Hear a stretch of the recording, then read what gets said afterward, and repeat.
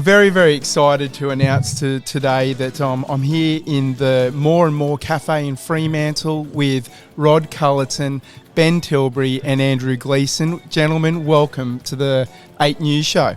Thanks, mate. How Thank exciting. Okay, well, I guess we're going to keep this as a bit of a general chat, but what I'd really like to talk about is the event that we're all at last night together. What a fantastic spectacle, Rod. That was... Well, it was very humbling to have a standing ovation before the speech, but I'll ask you what you thought.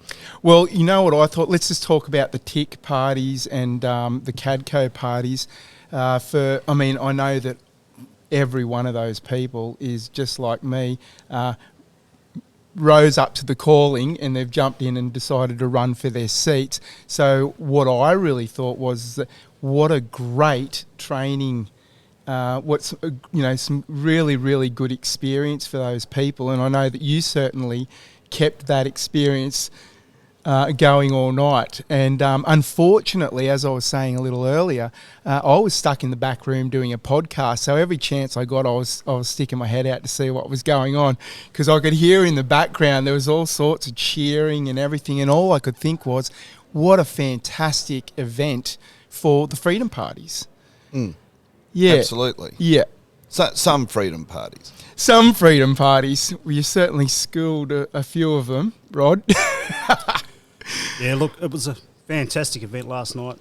Great turnout. It's just disappointing that we don't have more parties coming on board under, the TIC Freedom Movement or the CADCO Alliance. Yes. Ben, what did you think? Mate, like I said last night, it was a exceptional event. The support that we're getting from the community, the support from everyone there, it was a sold-out event. It was organised with minimal time. There was only 3 weeks from its conception to the event date, and it sold out well before the event. The support we're getting, I'm out here campaigning in Fremantle, and 4 out of 5 people that we're speaking to are either already know who we are and they're supporting us, or they're open and receptive to supporting us, because if nothing changes, nothing changes. And we are in the midst of a perfect storm right now of people hurting, and we're all solution-based, solution-oriented, and we are the solution, to fixing the problems in Parliament. Mate, I don't think it'd be too far to go when I say that I reckon that 85% of Australians are sick to death of the majors. Absolutely. And the best thing that could happen for us is to get rid of all them. Absolutely. That trash. Yep. That lying trash. That they've got to go. And the absolute vast majority of the people in the population is recognising that now. And they're not just recognising that it's the big two, they're recognising that it's the big five. It's like the banks.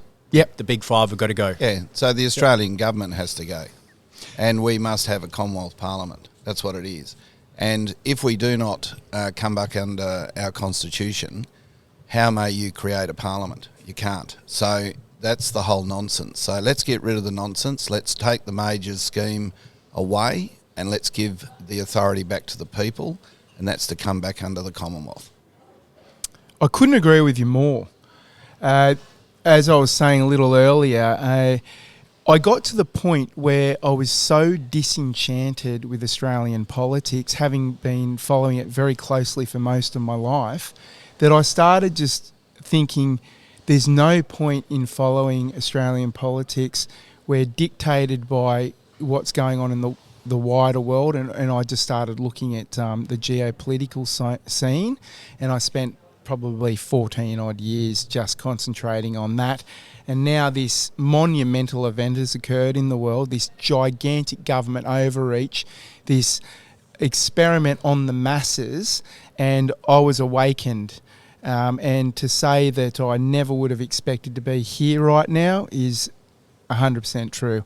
So, wow. Where do we go from here, gentlemen? Are we going to talk about some policies, or where would you like to go? Just the first thing I'd like to comment. The reason we're in this mess is because Australian people haven't been involved in politics. Simple as that. We've been asleep for too long. We've had our head in the sand. There's she'll be right, mate attitude. And this is why we're in this mess we are today. Absolutely, mate. I'll tell you what, I say this to a lot of people. The Australians are really only interested in who's going to win the football on the weekend. Cars. Discussion is generally around who kicked the football best. Yep. Shocking stuff. And as a fly-in, fly-out worker prior to this time, I used to really enjoy getting into taxis and speaking to foreigners because they were so politically aware. They'd been through the experience, and I always had the most interesting conversations with the cab drivers or the Uber drivers. Yeah, definitely. Yep. And what a gauge. Well, what a gauge. And what about Buddy Franklin's 1,000th goal? And could you see all the security stop the force of the Australian people when the ball went through the pins? It didn't happen, and that's what Australia needs to know.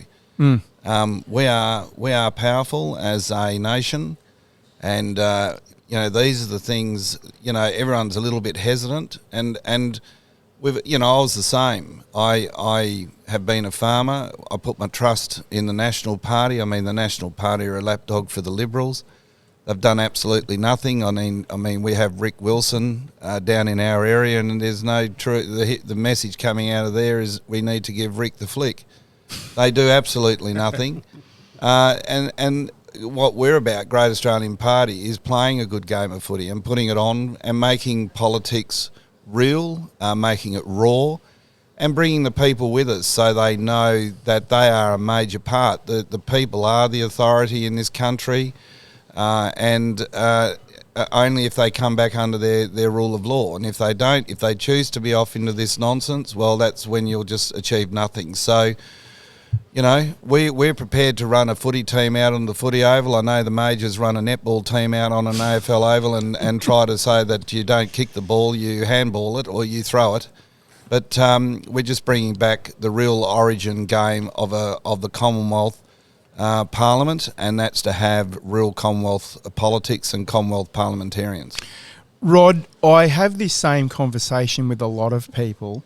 We talk about the things that are wrong in the world, and people say to me, yes, Andrew, but what can you do?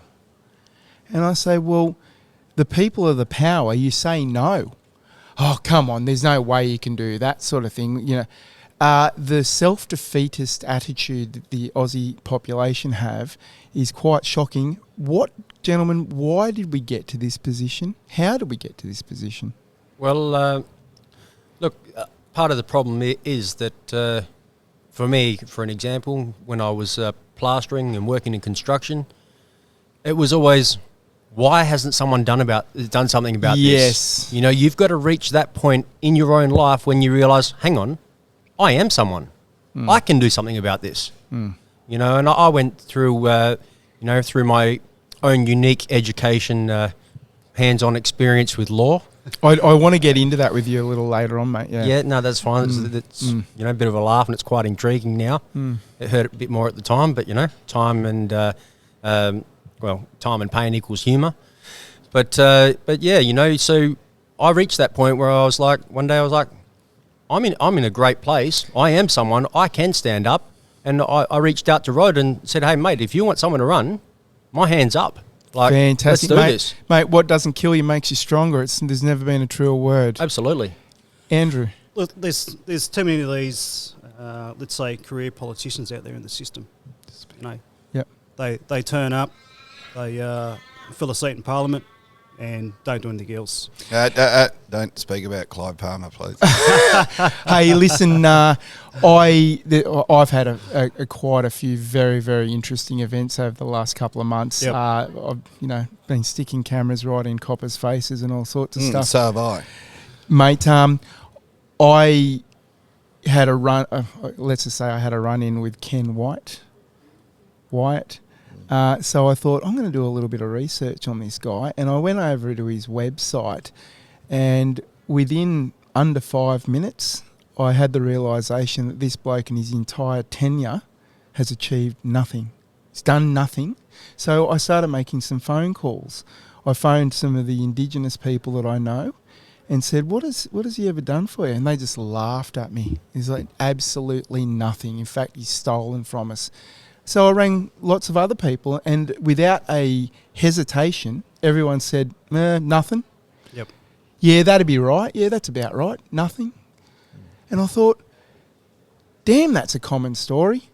But where you... What does that say about the party? Oh, The Liberal Party. What's that say about the party? Well, to me, it says that you're a politician who has no power. You have to follow party line. Exactly the point I keep making. They have no power under an Australian government. They must be under a Commonwealth Parliament. It's got to be a Commonwealth Parliament of Australia. That is the authority. That is the Westminster system. While they're outside of that, they just go nowhere. Yep. And I made that point very clear last night. I said, as a farmer, I'm very well versed on jurisdiction and boundary fences. And I can tell you right now, you go and sow the next door neighbour's paddock, don't expect to put your header in there at harvest time. Yeah.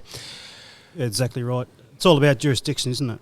Yeah, And mate. the Australian government at the moment, they have none. They have no jurisdiction, No. no power, no prerogative power, nothing links that to any manual that I've ever witnessed while I was a senator in exile in an Australian government. And in the very first page of the Odgers manual says, like I said, reiterate, a House of Reps represent you, the senators defend you, but you can't defend unless you're under the law, and that's what the whole purpose of a senator, that's why people elect senators, 12 out of every state and 2 out of every territory, is to make sure that the laws of the Commonwealth are upheld. And I can tell you right now, don't make the statement, the law makes the statement. We have a pretending Premier in Western Australia. They're trying to claim all these mandates, but they cannot override our constitutional guarantees. Now, that's a fact. I'm only talking as a former federal senator. Yep. They don't come out and challenge me on that. So, because they can't. So we have to do what the people have chosen us to do. And that is how our Westminster system works. But it all starts with the election writ. If the election writ's devoid of Her Majesty's assent, well, then you're putting the match in the grass that's not within jurisdiction. So that's really where it all starts. You're contracting to an Australian law. And is this why we've now ended up in a situation where the contest of ideas is no longer good enough? Censorship is rife.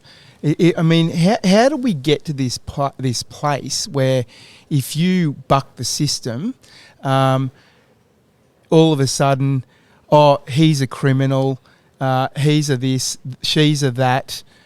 What happened here in Australia, this fantastic nation that I am still very proud to be an Australian, but I think back to the days of my teenage years, the 90s, as a younger kid, the 80s, that world looks nothing like the world we're in right now. No, look, there's a lot of love out there in the community. Yes. Don't get me wrong. But there's very little respect. And the media are a big, people say to me, oh, God, Rod, how do you put up with the media sticking the cameras? I never run from the media because at the end of the day, they have a job to do. But often you've got to put them in the round yard and take the sting out of their tail. And most times if you respect them, you actually bring the good out of them. So, I do like to pacify them, but I not to the point where, you have to, otherwise they put in the most unforeseen photographs. Like when they take a photograph of you walking out of the court, I've even been told by a newspaper, a journalist, she said, if you give us a hard time, we'll just put the worst photos in. So Interesting. And look, and that's something that you also got to remember has an effect on the candidate themselves and an effect on their friends and people judge, on what it comes out. So Australia has I think Australia has always been the tall poppy syndrome. We do come from a gene pool of Yes. Convicts. I think, you wouldn't have to look too far back to see where I came from, but most convicts are good character. They just they're the sort of guys that can lead, and they become very successful businessmen. So that's how this. I mean, look where we are sitting right down in the oldest part of Fremantle. You know, that probably bar on the window was where a convict was housed for a while. But Yeah. the point is, we are Australian, but it doesn't matter who we are individually, as long we're all bound to a Westminster system, and we all have a responsibility to hand the baton on to future generations. And I don't want to be a person that sits back, certainly as a party leader, and I was told by Margaret Menzel, who was my former Chief of Staff, who watched the live show last night, and she was very proud of the candidates that we've filled it.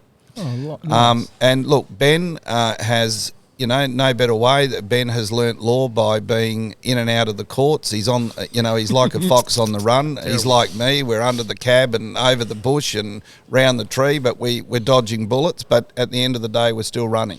So that's really what we need to do now. We know what the message is. We've got a great team here, and let's just run it home. And we can do it. We've got 28 all up. That is a nice little a payload to go into the Parliament for the purpose of coming back under our Commonwealth.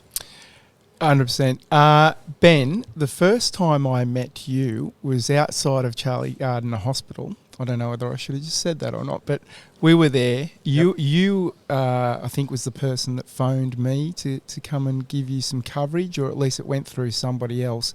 But you were there to support a man whose wife had just had half of her skull cut out because she caught a golden staph infection at the very same hospital. Because he wasn't vaccinated, he wasn't allowed to see his wife. Now, mate, I've been, in the circles that we're all running in at the moment, everyone's talks. And the way I understand it, and I know you a little now, but I believe that you have a major reputation for going to the assistance of people at the drop of a hat and supporting them and doing everything you can for them. And I think that's very, very admirable. And as Rod said, I mean, what better experience and what better kind of a person to be running for a seat in Western Australia? Yeah, look, mate, that's true. The first time I met Gary was at the hospital when he couldn't get in the first time. That was the first event. That's correct. Yeah. Where he actually did end up getting in because of all of our presence and being able to explain to the security and the hospital about the legislation and the policies, primarily the 5 characteristics of an essential visitor. And then the second time, because after the first time he was assured that he will never have to go through that again, and the head of security gave him his personal details to avoid that. But ultimately, when the second time came around after his lovely wife unfortunately got golden staph in the hospital and had to undergo another brain operation, he was denied. So yeah, that's right. Look, I feel for the community. See, something about me is I realise and appreciate that you can't really appreciate where someone else is at until you have been in that position. You can't, appreciate that someone's suffering at the hands of injustice in the courts until you've been there. So I'm very passionate about helping my fellow community, and it's not just in the hospitals, it's through all walks of life. The other day I got a phone call and there was a fella that was stranded and didn't know how to change his tyre. I heard about this. So, we left Belia to go to Rivervale so that I could change his tyre for him. He didn't even have a jack. I ended up going down to... He wasn't a member for another party, was he? No. No, he's a very fine man. He is. He's a lovely man. Well, rumour tells me that a lot of politicians can't change tyres, neither can judges. Oh, that wouldn't surprise me, but... Or run water down a hose. Absolutely. So anyway, Ben, just to wrap that up, I believe that some of these noble deeds have landed you in court. Is that correct? Absolutely. Look, helping other people's landed me in court because it's almost as if our fine constabulary sometimes don't appreciate regular people helping regular people. They don't, and they often, I find, don't understand the laws either. Look, I've never done the 6 weeks at law school like they have. But well said, mate. Look, there is a problem definitely there because that they haven't gone and furthered their education like I believe they should. There's something that we need to rectify. We do have a lot of decent coppers here in the state. We do have a lot of them. We do. Well, we do. I've met many of them. Unfortunately, there's a minority, and you only ever really hear about the worst of the worst, and that's part of the problem. We do need to re-educate them on what actually is law, how law is created, and that once upon a time I found a video by the Parliamentary Education Office, and it's called How a Bill Becomes Law. You can still find it on YouTube. Wonderful little video. Wow, mate. And it actually states at the end that the bill does not become law until it has received the royal assent. That's correct, yeah. So, but then when you bring that up in the magistrates' court... they don't want to hear about that, do they? Because you're going from Commonwealth legislation into this mirror image of, you're in a state, Australian state court. Commercial law, is that what we call it? Colour of law. Oh, colour of law is everywhere. But you've also got to remember, Ben, don't forget, if you go with a good case, you've got to get past the registrar. She's the gatekeeper. Yep. But normally when you get in and expect a punch back on the nose, you've got an automatic starter. So it gets past. That's a good way of getting around a registrar and getting your foot in the door to have a run in the court to challenge it. So, Ben's a bit like me. We go out on the front line. I mean, like I said in an interview outside the Albany court, I've now gone off to Harvey Norman. The journalist said, where are you going now? I said, I'm off to Harvey Norman to buy a bigger filing cabinet, a 3-drawer filing cabinet to house all my summonses. So, but what it is, Ben, you'll need one of them soon. Yeah, well, he's got a whole filing cabinet and a 40-foot container, isn't that right? But anyway, these are ways that you get a start. And once you got a start, then you've got, you can play the magistrate. And I love playing the magistrate. I always like the magistrate's court because it's like fishing on light gear.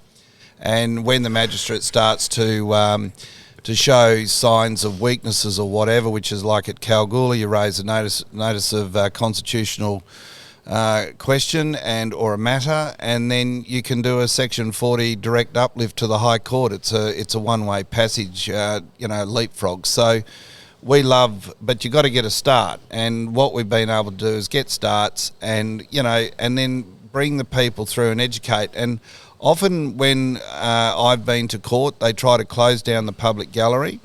One day I went to the court and there was that many security guards there was more security guards in the public gallery than what the public were. And I said, you guys are here to intimidate me. And they go, no, Mr. Culleton, we come here to learn. This is a great show. And I think that day I actually addressed the judge from the public gallery. She said, I see Mr. Culleton's come into the court. He's appeared at the court. I said, no, Your Honour, I'm in the public gallery. Court doesn't start until the bench there. So, it is. But, these judges aren't perfect. They're public servants and they need a shot over their bow. But quietly, when you sit down and you actually speak to them, I spoke to a retired magistrate and retired Supreme Court judge and a former Solicitor General with Howard, David Bennett. He said, you're right, Rodney, a stream can't rise above its source. Keep going, because at the end of the day, we don't make the law, we just administer it. If you got morons in Parliament that are passing things, what are we supposed to do? We're supposed to be neutral. We can't take sides. Yes, it's wrong. Maybe we are out of jurisdiction. Not our problem. We're just told to do what we're told to do. Well, gentlemen, you're my kind of you're of the caliber of the kind of person who I really like to hang out with and talk to. Andrew, let's talk a little bit about you, mate. What brought you to the point where you decided to stand up? Okay, thanks for that. So I started looking into law and legislation back in about 2016. Also started following Mr. Culleton around that time.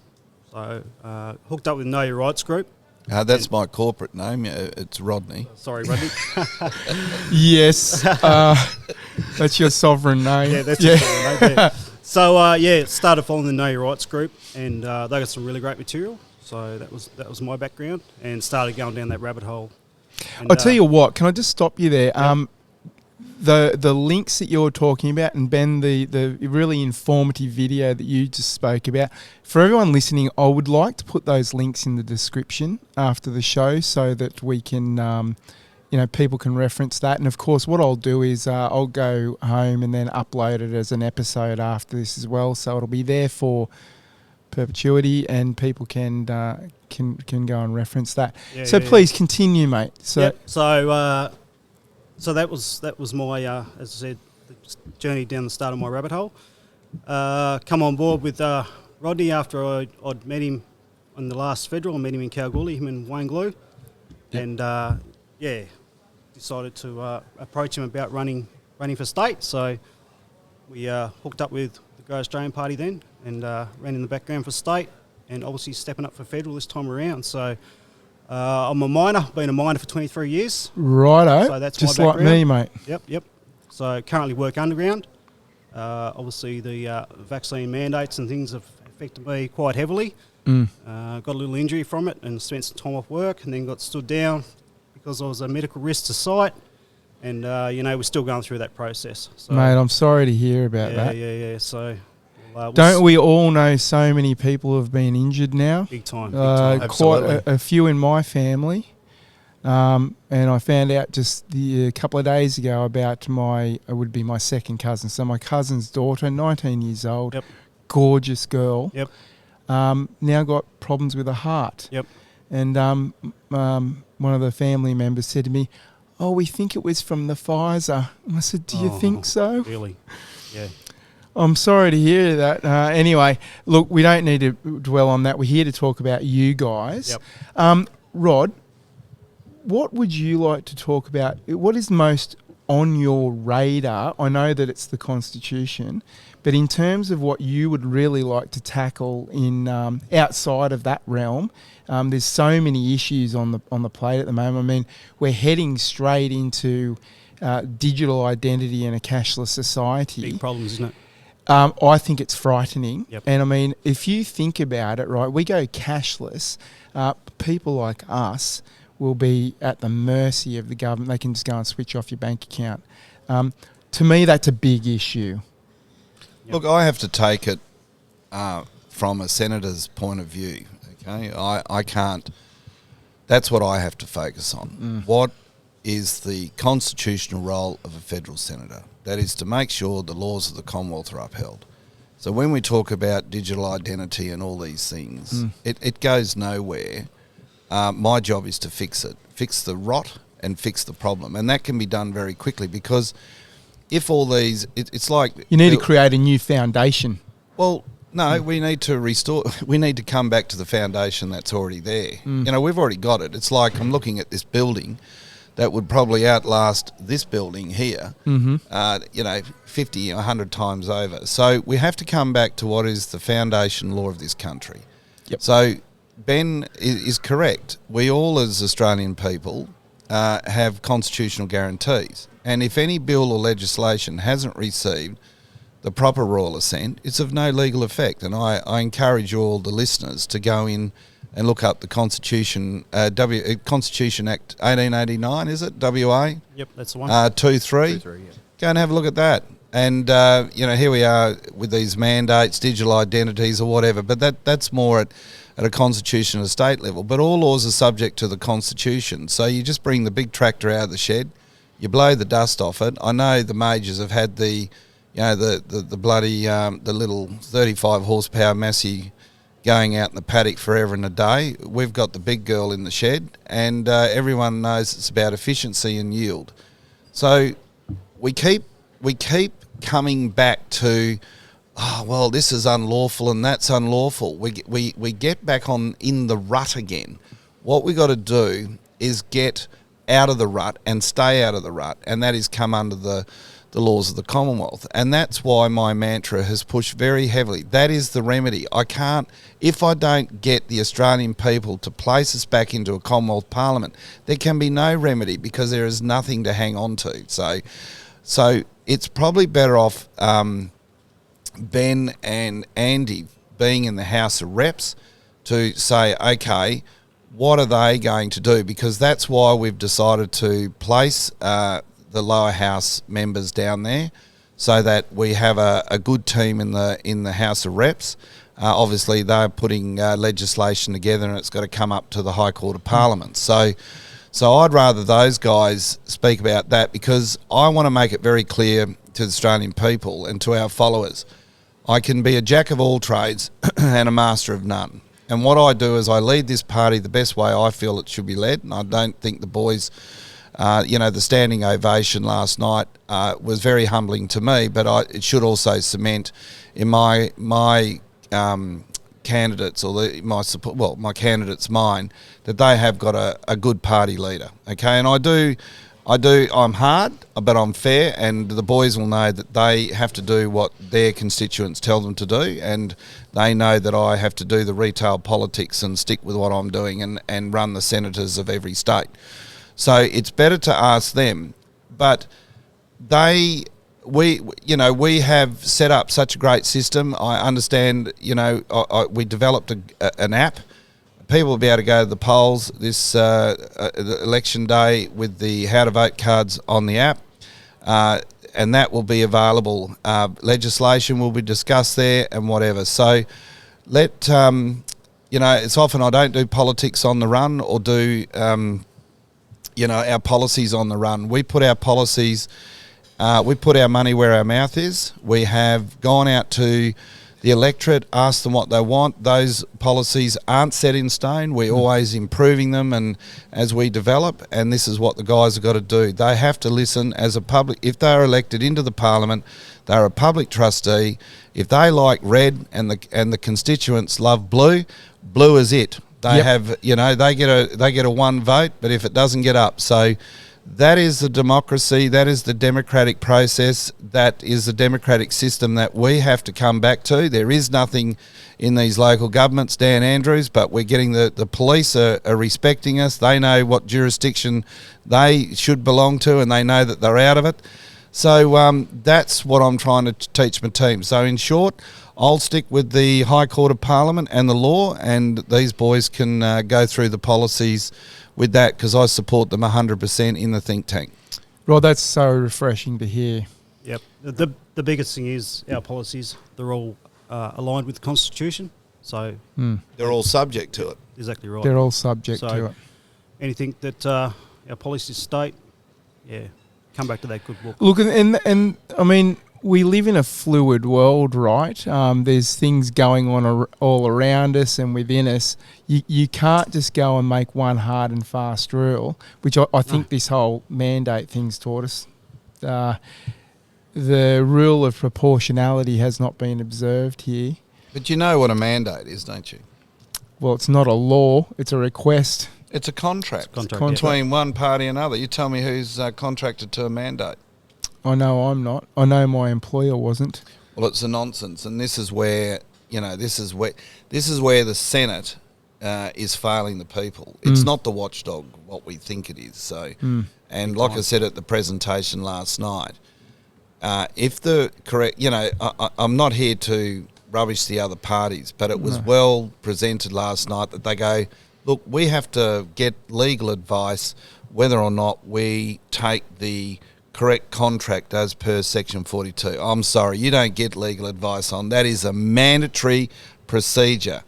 If you are chosen by the people of the state, you shall and must take the correct contract, which is through your oath or affirmation, pursuant to Section 42, to enliven that law. That enlivens the Westminster system in your office. And when they sat there last night saying, we don't know about that, or our party leader doesn't really I'm sorry, they won't be representing the people, and you'll just be spinning on grass, getting people nowhere. People are fed up, and when they talk to GAP, I'm telling you, here's a fact, I'll put this in a statement, we will get remedy immediately. If we're put into that platform, I tell you, we'll put it straight back under the Commonwealth. Well, Rod, it's the operating manual, isn't it? And the people who don't read the operating manual can't turn on the VCR. Well, it's the foundation deed of this country. It's the titles. It's what holds. It's what creates Australia. It's what, if you don't have a crown, you don't have a parliament. There's nothing exists. The Crown creates the Parliament. Mm-hmm. You know, so you got the Crown and you got the Queen. You got to use the correct Queen. It's the Queen of the United Kingdom, not some bush chook called Queen of Australia. Yes. I agree with you. Ben, what after you, mate? Go ahead. I see you look like you've got something to say, please. Look, mate, one of the things that I love about Rod and all the GAP candidates and the whole team is we all lead by example. Yep. Now, right now, none of us are elected into Parliament. I honestly believe we will be. I do too. The overwhelming response, absolutely we're going to be. But right now, and as you're well aware, we lead by example. We're out here in the community, helping the community, serving the community, doing what needs to be done in the community. And so many people are recognising that, mate. And it's really, really admirable. But my question would be, where's all the other politicians or prospective politicians? Hey, mate, or candidates? it's not lost on me. I've been at all of the protests. Where are they? You guys are there. The Fed Party are there. I've been on all of the rallies. I've interviewed, I believe, all of you on the marches, but I've never seen any of the majors there. You know, some of them, not many of them, come out and say, yes, we support the freedom of the right to choose and all that, but they don't represent. Yep, you're right. It's disgusting. Guys, let's talk about the Tick Alliance. Yep, Tick Freedom. Tick Freedom. Yep. What an initiative. That was created after CADCO. That was a co-op clone. That was wasn't that with that other Freedom Alliance? Look, I believe Tick Freedom did come about after CADCO. Yes, but that who was the gentleman that was got behind that old? Anyway, sorry. No, don't worry about that. Tell us all about Tick Freedom for the listeners that don't know about it. I kind of would suggest that they probably do already, but people are going to be listening to this later on. I want everyone to really understand what Tick Freedom is, number one, and what CADCO is, number two. Great question. So, Tick Freedom is, let's go through CADCO first. CADCO is three separate parties: Great Australian Party, Australian Federation Party, and Informed Medical Options Party. IMOP, yep. And we are all under an MOU, or Memorandum of Understanding, to do certain things, okay, which is all freedom-based and about the restoration of our rights, our freedoms, free from governmental intrusion. Now, that's CADCO, or the Commonwealth of Australia Democratic Cooperative. Yes, okay? I love that word, cooperative. Absolutely. Cooperatives have always worked. They have always worked. They're all about community. Hey, you know what? Just to interject, I've said to a few of the people that I've been interacting closely with over the last few months and talking about alternate media and all that sort of thing, and I've made the point that if you wanted to form a company and go down that line, what in the hell have we learnt? Anything that I think people really need to start coming back to this concept of a cooperative where we work together in the community to achieve the things that we want to achieve that are going to make our lives better, not take away from our lives. And this corporation garbage just strips everything away from us. It does, yeah. So, mate, please continue. So, Tick Freedom is a whole bunch of separate parties. Do you want me to name the parties? Please, tell us what you know about it.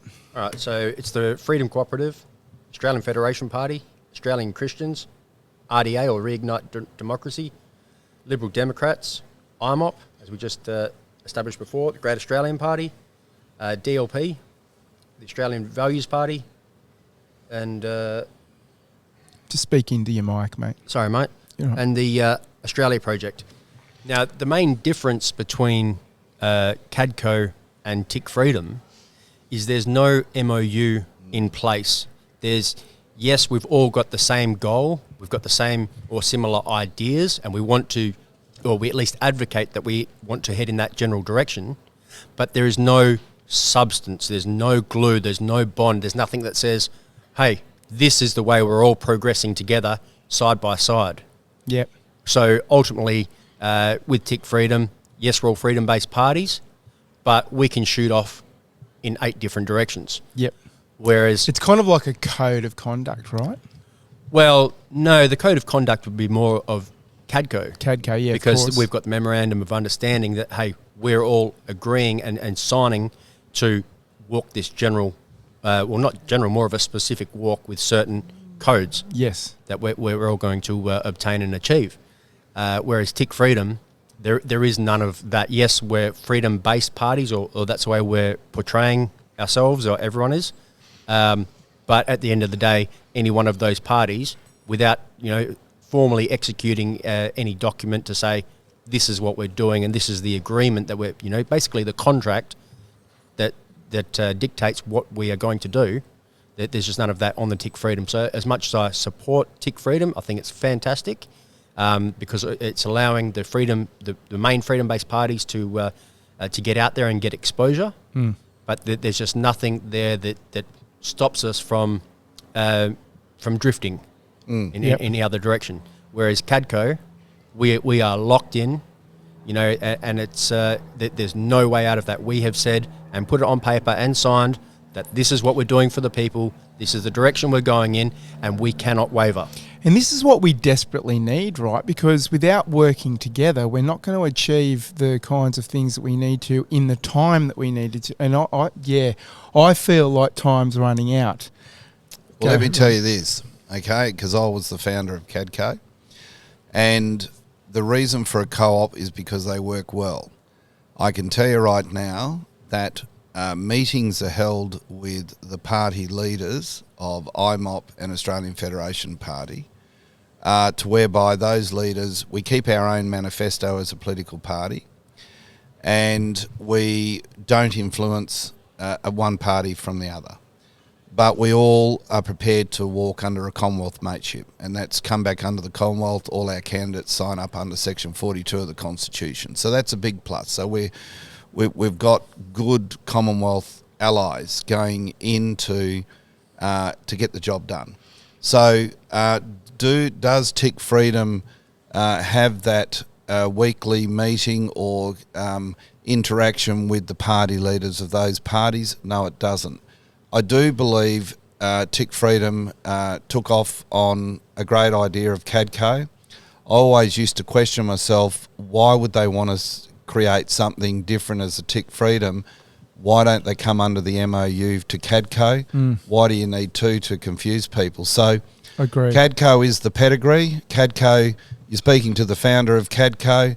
Any person could ring up IMOP, Mike O'Neill or Glenn O'Rourke from Australian Federation Party, and they can say that we've been having, which is unprecedented. We asked even Ricardo Bossi to come under CADCO. He told us to bugger off. We asked Clive Palmer, Craig Kelly to come under CADCO, told us to bugger off. I think it's disappointing. You either are a freedom party or you're not a freedom party. How may you be a freedom party if you're not prepared to come under the rights of our rights and freedoms under our rule of law called the Commonwealth Constitution Act 1900? So, I just don't want anyone out there, in a sense, politically prostituting something, and that's taking nothing. I hope they're all good, but certainly I, as a party leader, and I'm sure IMOP and Australian Federation Party, we don't have any control over what that does, and our name was, or our party was put on there simply because we stand for freedom. So, like I said, it's not the pedigree. Right, as an outsider, and as I've stated many times to many people, I lost complete confidence in the Australian political system. Let me tell you that you're healing me with CADCO. Well, I'd like you to heal me because I got a few bumps and bruises. Don't worry, mate. We all have. But what doesn't kill us makes us stronger. And I tell you what, we're all a lot stronger right now than we ever have been. Look, we just don't want to bullshit anyone. I'm not in. People say to me, "Oh, Rod, look, I'm not here for another. Well, I hope I'm here for another 20 years, but I'm not here in politics for another 20 years. I want to do I know what has to happen. The team knows what's got to happen. Let's stop mucking around and dive in the pool. All these guys. the best way to describe a current politician is he sits in the change room, he puts all his bats and pads and, you know, he looks the $1 million, but he's too frightened to walk out and face the ball at the crease. You know, our guys are prepared to go out there with no helmet and just face the ball. That's a great point. What is going on here where it seems like no one wants to make a decision on anything? You know what I'm saying, right? It's all this tiptoeing around the subject to finally we land somewhere. Because they can't. And Coming Australia is controlled by foreign power. There is no question. If you are not under the rule of your law, then you are being dictated by a foreign power that our law does not recognise. The Commonwealth Constitution Act does not recognise the laws of Australian laws. It just does not exist. So a politician sitting, you know, I triggered off Section 44. I put the Queen back in the High Court, although they put the Queen of Australia back in there. They prevented me from going back to Parliament. I'm going back there to finish a job with our team, and that is the constitutional role of a federal senator. Now, you either find a spine, you know, people say to you, well, you know, won't you be upsetting the apple cart? I'm sorry, that is my sworn constitutional duty without fear or favour. I don't want to be a hero here, but it's to put the message, the true message, because I'm sick of the bullshit. Bullshit does not work and does not walk in Australia. Mate, okay? Couldn't agree more. I guess the biggest thing is, you know, we hear this thing about treason all the time. Oh, the government's committed treason. Under Australian law, they haven't. Yeah. Under Commonwealth law, they have. Yeah. They're And running treason this- is rife right now. Well, under Australian law, no, because they haven't taken the correct contract. That's right.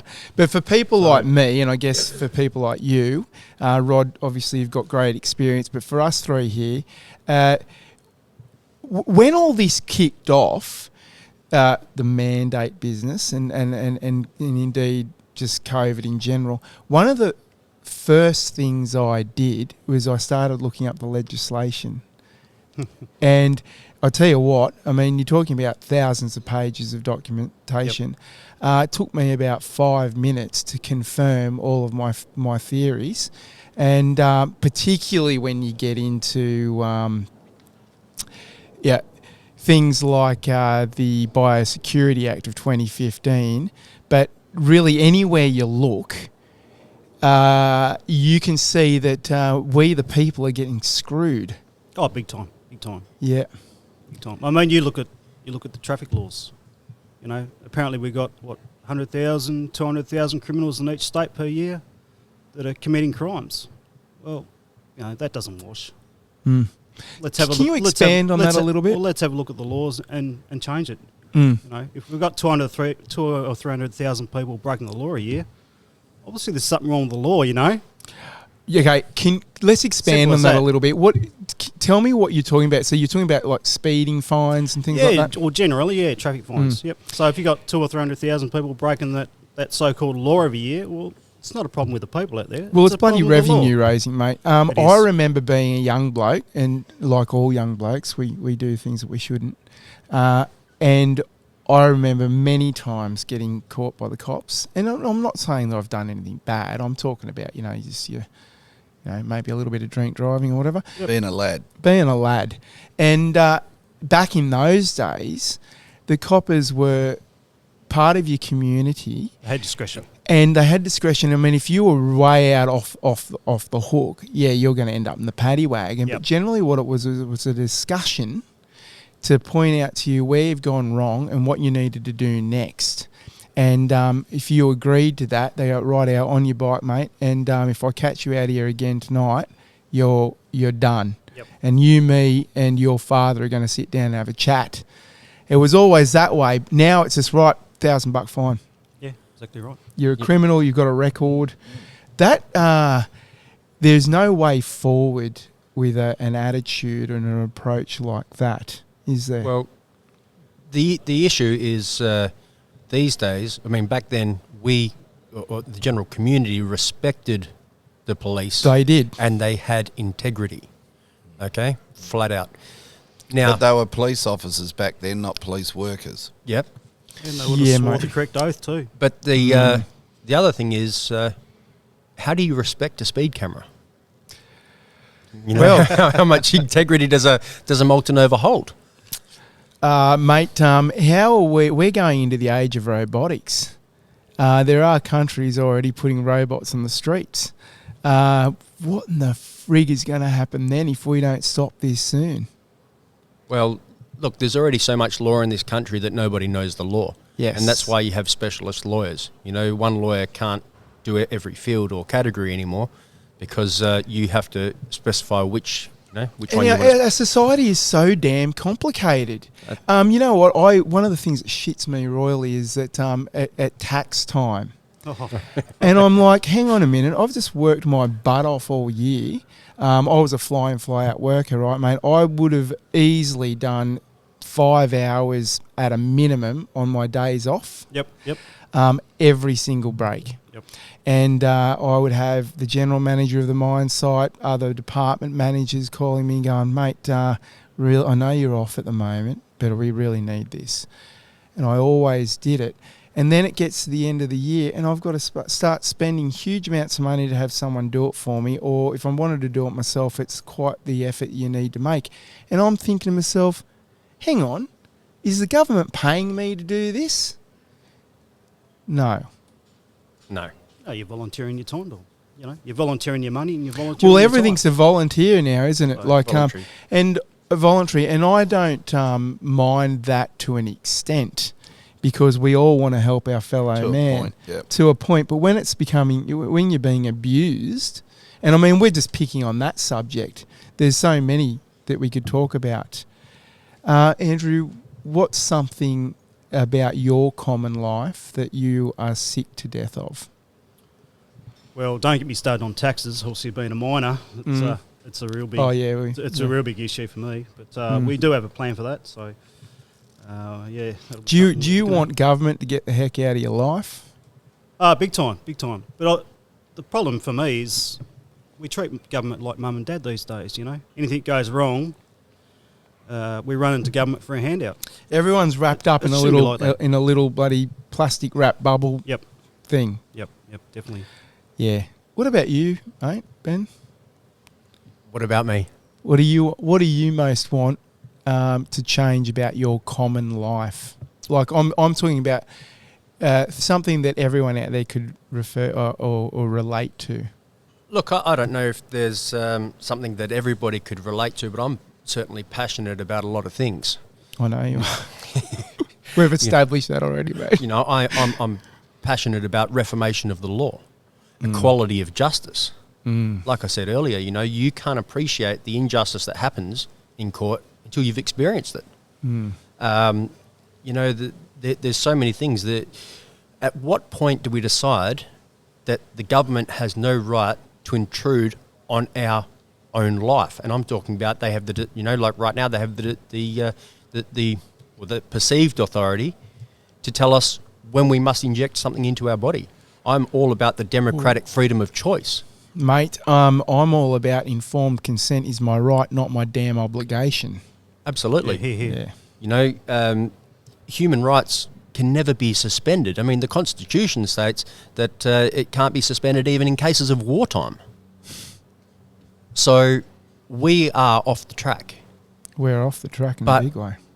We're also, you know, we know where the bumps are, and we know how to get back on the track. You know, we know how to put the prop back on the motor, so we can get back to shore. And with Rod in the Senate, we're working towards that. Yeah, I think the best incentive is what we've got to bring back to all Australian people. An incentive, we've got to support small business, we've got to get production going. We just got to get back to the Australian values and rights. And you know, I kid you not, when Australian people succumb to an alleged demand, or an unsolicited demand from an Australian government, that's when we do lose our sovereignty. If your government's telling you to do something, then you're no longer sovereign. We have to remember we are the authority, and but we can only be the authority under the very foundation law that was granted to us at Federation. See, so I'll keep coming back to that. That is the anchor to what we have to do. And we just can't float out at sea with with a broken rudder. So we must come back, put the link back in the anchor chain, and hang on to the port, because we've drifted away from it, and that's what that is my constitutional sworn duty, and I say it again, I will do it without fear or favour. Get Australia back for the Australian people. And the only way I can do that is to go back and reset the jurisdiction of the Senate to make sure it comes under the law of the Commonwealth, and then I can use the Constitution to pretty much put a yard broom through the whole lot.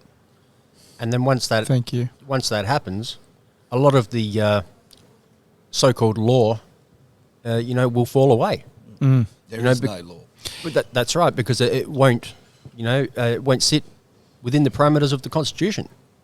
So it's called retrospective. Well, you could actually call it Latin nunc pro tunc. Now for then. Pull in your retrospective legislation, which is through your Interpretation Act. So if you can always bring back any act and get rid of the Royal Styles and Title, and it's the the Repeals Amendment Act 1973. Yep. The Australian Federal Police. Who's the Australian Federal Police? They're supposed to be the Commonwealth Federal Police. Who's the Australian Taxation Department? Supposed to be the Commonwealth Taxation Department. Let's put back the Commonwealth and remove Australia. You've just raised a thought in my mind. One of the things that really upset me was, as just a regular Aussie bloke, when I learnt that Australian Border Security is a company that we outsource to. Yeah, it's supposed to be Commonwealth Border Security. Mate, so many people don't understand that. Now, at the time, I had a sort of a little tiny friendship with this girl who was a lawyer. She's a very, very smart lady. One of these high achieving kind of people. And I brought it up with her, and then she started trying to tell me that, oh no, there's nothing wrong with that. So you've got to be kidding. Mm. And then, and I said, and by the way, I've just found out that this Australian department and this Australian department, and all these services, Australia, none of it. They're all private companies. Yeah, they are. Yeah. That disturbs me, and I don't think many people understand that. Yep. I mean, they don't tie back to anywhere. They don't tie back to our foundation laws or our foundation departments. Mm. And that's why we have no revenue in Australia, because all that gets milked. All our revenue gets milked out overseas to offshore. Yep. And and our look at Andrew Robb from the Liberal Party, right?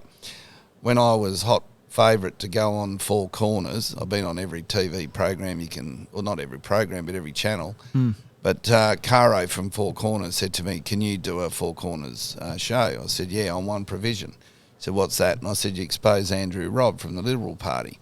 Well, he did the Trans-Pacific Partnership, and he was the one responsible for leasing out the Darwin port. Do you know what he gets a month sitting on the board of directors of that Chinese company? What? Just under 120 grand? No, just under 90,000 a month. Plus, he's getting a parliamentary pension. Not a bad bloke for a bloke that became a public servant. Not bad if you sell your soul, is it? Yeah. And that's what you do when you enter the majors. The good thing about these guys, I've handpicked them. They are rare commodities. They've got a heart on their sleeve, and they really want their country back. We haven't had to brush their hair for them, clean their teeth, do all the bloody, the nose wipes and all that. I've got them. They're bright-eyed, bushy tail, and they're ready to go. Well, guys, I'm extremely honoured to be sitting here with you because of that, and so this raises the next question for me. How are we going to get this message through to the Australian people? How are we going to motivate them to start opening their eyes and learning these things for themselves? How are we going to get everyone to understand that the Australian Federal Reserve, is that how you call it? Is it the other way around? Has nothing to do with Australia? I mean, I'll never forget. I've known this for a very long time, but I'll never forget. I think it was Wayne Swan when he was the treasurer on TV saying, I strongly urge the Australian Federal Reserve to lower interest rates. And I'm sitting there thinking, of course you strongly urge them to because you don't have any power over them. That to me is frightening. Yeah, big time, big time. How are we going to pay back this national debt? There is no debt. That's what I said last night. It's an Australian government debt. It's not a Commonwealth Parliament debt. It's not a debt to the common people of Australia. But let me tell you this. We need the message to answer what you were saying. How do we get the message out there? Each of our candidates needs 16% of the vote to get in. So our message by doing, podcasts like this and social media and getting out and pressing the flesh down the street is our way of getting the message out. That's the best we can do. We're not like a Clive Palmer, but you don't need to be a Clive Palmer and put all the pledges out there and cost you, in excess of 80 million if you believe the that. massive So saturation. you don't need that. So what we need to do is make sure that we've covered the 16% through the messages, and then the balance is lead by example. So get in there, lead by example, and then it's the same thing. How did you stop the police, from mandating or putting a prohibition up on the alleged border when it's a political limitation? I mean, every federal senator knows that we don't have borders. We do have borders at 12 miles out to sea. So it's like doing the live streams, but putting that into a better platform, and that's the Senate, and getting results. And people will come because they'll be the beneficiaries of those results straight away. Once you come back under your law, no one. Everyone's entitled to the profits of this great nation. There'll be no homeless people. There'll be no mothers living in cars out in truck bays. It's just disgraceful. And yet here's these Mark McGowan. What's he just bought another house in Jutland Parade, and he's got young mothers with children living in cars in truck bays. And I know that because I get around in the coach. It's just absolutely disgusting, and it's got to stop, and it will stop. It will stop because these boys are not going to muck around in the Little League. I've got them. Yeah, they had a little taste of the state. It's like playing junior footy. We're going to the AFL League, and that's the federal Senate. And let's get them, and let's get our law and bang them and hit them. And that's what we're going to do. Fair game. Fair. We're not here to point the finger. Everyone knows. We don't need to convince the Australian public. They just need to get behind us as a great team to run on the oval and start kicking the goals, because we are good goal kickers, but they don't register on the scoreboard if you're outside the boundary line. So the Australian people need to vote us in so we can run in through the interchange bench and get on there and start kicking goals for them and registering on the board, and that's all it is. Yeah. But back to how you said we're going to get the message across. Everyone's hurting right now. That's my experience. I'm out there every day talking to people. I do the flyer drops myself, and the number of people that have said to me, I say, "Oh, that's me on the flyer," and you do it. You're delivering them yourself. I tell them this election is way too important to me to run the risk of paying, some kids to deliver them into people's letterboxes and having them end up in the bin. Mate, my observation of yourself and a few of the other guys who have been out there pounding the streets and speaking to the people is that when I speak to you guys now, and I particularly noticed this with one of the Fed Party candidates, there's so much maturity there in a short amount of time, and that's what we really, really need. I think that's how you're going to cut your teeth, is actually by speaking to the people. Absolutely, Hands on. Yep, hands on. Yep. Hands on. Andrew, how is your run going? Yeah, pretty good. Yeah, yep. So we've got most of our flyers out the door, which is great. We've had a fairly good support of volunteers down Rockingham Way and Singleton, etc. So that's been great. What's the response been from the public to you? To GAP. To GAP and yourself? Well, we've got a lot of followers in the community, so hopefully that turns into votes for us, and we get over the line. So, but we are in a predominantly Labor environment down at Rockingham, down Rocky, Bram. So they all love Mark McGowan down there. And as I said, it's hard to turn off the rusted-on Liberal should say Labor voters that love Mark, but we're slowly bringing them onto our side. So, you know. I think the common people have a lot of questions that haven't been answered, and I think that's part of what's going to wake them up. Yep. I do believe that we're in a time of change, obviously, but you know, I've looked a little bit into history. I'm quite into archaeology and all that sort of stuff, but the American Civil War only had 3% of the population participate in that war, and I've got a funny feeling that for our cause, our freedom cause, we're already at that 3%, right? Do you have any... Rod, what do you say about that? Well, where do you think we are right now in this journey towards reinstating the Constitution? If you were to sort of, you know, put some brackets around it, what point are we at? At a very good point of crisis, and I do believe, in effect, GAP is the can of CRC, and that's being sprayed on a lot of these rusted-on voters, Labor and Liberal. And certainly I think after last night's presentation, I mean, you'd be embarrassed to be a Labor voter now, wouldn't you? So they can see what the underlying culture has been. But they all are saying, you know, I've had a lot of people come up to me and said, look, I've been Labor all my life and I'm not voting for them. I've been Liberal all my life. And I was a National voter all my life, and, you know, our Rick Wilson and even our local bloke, Peter Rundle, I mean, they couldn't run out of sight on a dark night with a miner's headlamp. So I just, you know, the whole landscape has changed now, and I believe GAP has been very instrumental, certainly taking the Australian people on a live journey, raw, so they know that, you know, it could go either way. And I think they're out there seeing it, they're seeing all these, and they're seeing the pain to a lot of people. And you can't be a proud major party voter and walk down your local shopping, you know, like your cafes and all that, and see all the... I mean, how could you honestly be a rusted-on Labor voter, a rusted-on major party voter, and walk down Hay Street Mall and be proud to see all the shops shut, or London Court, it's all shut down, or the Carillon, all boarded up, come down part of Fremantle. Oh, I was going to say Fremantle. You're battling to find a restaurant. How could you be proud with all these people unemployed, all the local businesses all going broke?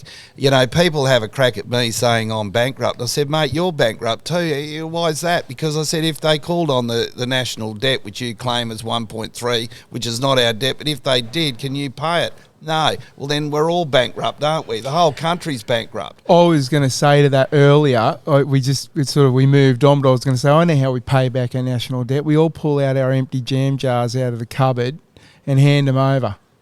Put the lid on and hand them over. There is no national debt to the Commonwealth people. Yep. And that's the whole point. It's an Australian government that's operated under a scheme that has completely removed itself from the foundation law. How is that our debt? You know, this treasurer just gets in there and spends all this money. I mean, Josh Frydenberg, I mean, it'd take 10 cans of CRC to start that guy.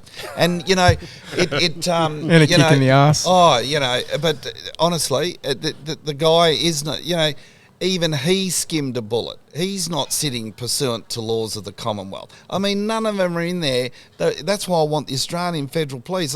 I'm encouraging the Australian Electoral Commission. You know, the Australian Electoral Commission only became the Australian Electoral Commission in 1983 or something. They're only just new kids on the block. Well, hang on a minute. Hey, you know, do you have powers, prerogative powers back to our foundation law? Or, you know, it all gets a bit murky. So we're over the nonsense, we're over the bullshit, and I'm over the bullshit. You know, I'm not going to waste my time, again, to the point. Either Australians get up, give us a go. What do you got to lose? Nothing. Nothing. They've got nothing to lose because I've lost everything now. So let's just keep going, because this won't be the place that I want to be, have my future children live in. I'm sorry. Well, I used to be a proud Australian. I am not a proud Australian.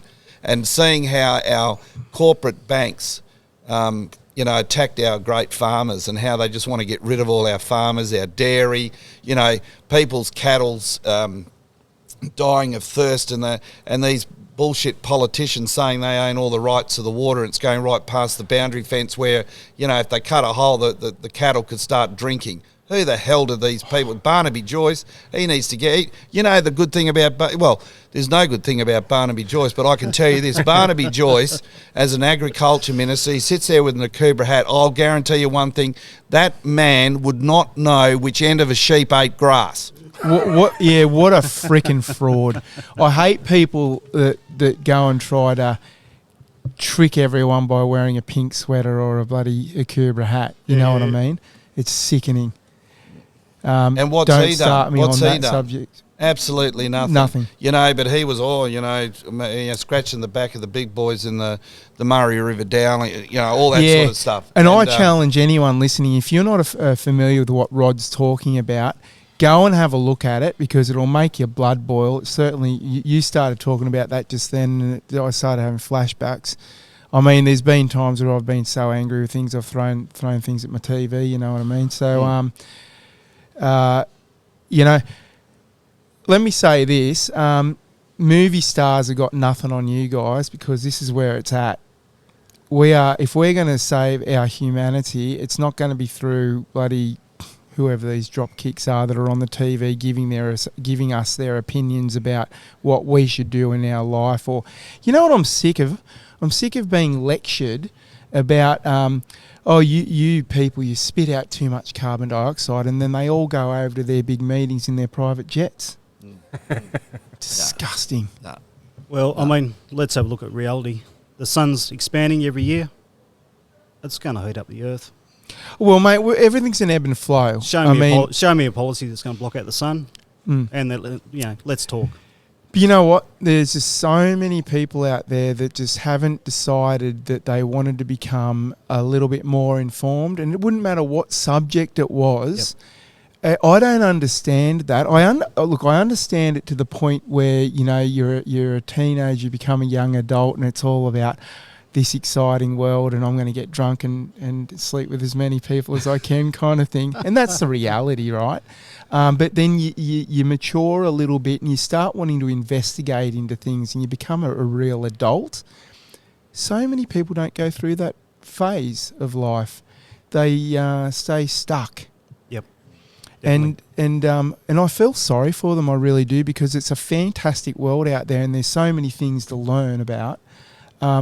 There's so many inspiring, horrifying, intriguing things to know about. But no, they sit there and they tune into the footy match every afternoon, and then they go and read about their sports players who took a pill of ecstasy. Yeah, but I think that you're forgetting something, that in the eyes of a lot of people, ignorance truly is bliss. You're right there, mate. And it's scary once you open your eyes. Mate, I went through a period when I started really understanding what was going on, and I would say this is about 15 to 16 years ago. I went through a period of about 6 months where I think I would say deeply depressed, because I started to really understand what was going on in the world, and I was scared. But instead of bloody running away and hiding, I thought, no, I'm going to start talking about this. Yep. And I became... Got to let it out. I became Andrew the conspiracy theorist. Well, it's like... Not a bad label. You just got to...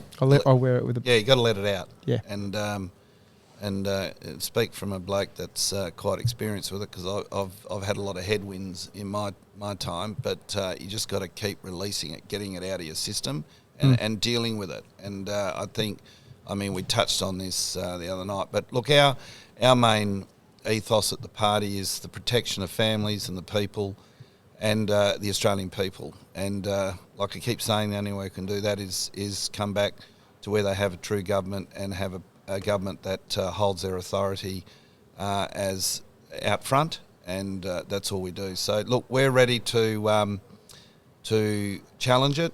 If people are prepared to give Great Australian Party a go, I can guarantee them every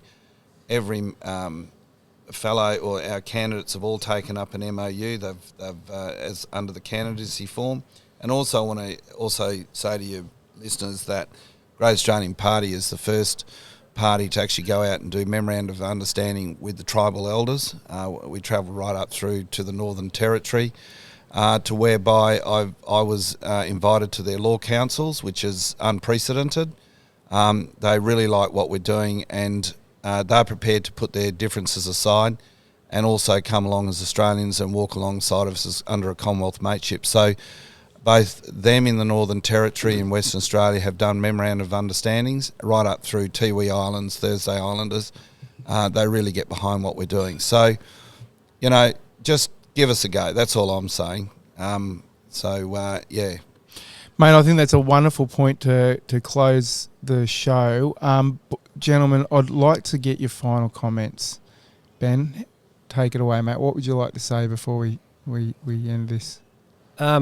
I'd really like to say just a thank you to the community, all the support that we've received, and especially the volunteers. I couldn't do what I'm doing out there every day without the volunteers. Yep. There's no chance. And I think that appreciation is not shown enough these days. And, I've really got to say thank you to them, because without the team of people behind me, and it's the same with the team at GAP, and supporting and helping each other, there's no way that any one of us could do what we're doing without, having, someone having your back. So just, thanks to you for having us on the show. Thanks to everyone out there who's listening. Thanks to everyone who's helping us. Go GAP. Go GAP. Andrew? Yeah, I'd have to second that. Look, the volunteers are pivotal to what we're doing out there, so we can't get our message out without them. So thanks, guys, everybody that's been involved with the brand movement down there for GAP. You're fantastic, so thanks for that. Mate, Rod, what would you like to say? Just to respect that I have been in the Senate. I'm the first, I guess, politician to come and really express myself, how it works, and I can give a lot more and with the experience. So there hasn't been a lot of federal senators since Federation, but I was one of them, and I'm prepared to take that experience and that knowledge that the people put me there, because I went in for the right reasons. I didn't go in there because I'd been chosen by the majors or, had my nose wiped and so forth. I went in there because I wanted to stick it up the banks. I wrote the terms and reference to the Royal Commission, and passed them successfully on the House on the 1st of December 2016.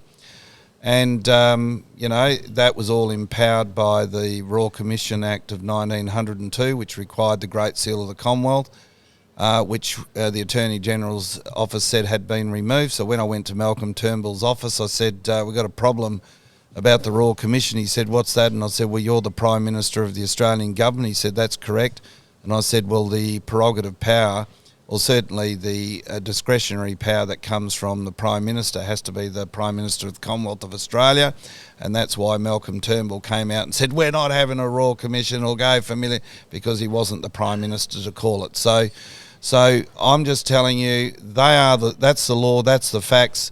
If anyone wants to challenge me, I'm very happy to an open forum and challenge. Bring the law that shows to the contrary, and I'll welcome it with open arms. But until that's done, which I've had 5 years, including my former party leader and Malcolm Roberts, who came out the other day and forced and actually said publicly that we're in a republic. Well, come on, Australia, all the signs are there. GAP's home. GAP's going to get you home. Put your faith in us and just give us a go. Go GAP. Well, with that, I'd like to thank all three of you for your grit, number one, but most importantly, your passion. That's what I feel that we're really lacking, is passion. And if people think I'm talking about kissy, you're a freaking moron, go and look it up. Because that's what's going to make the freaking change.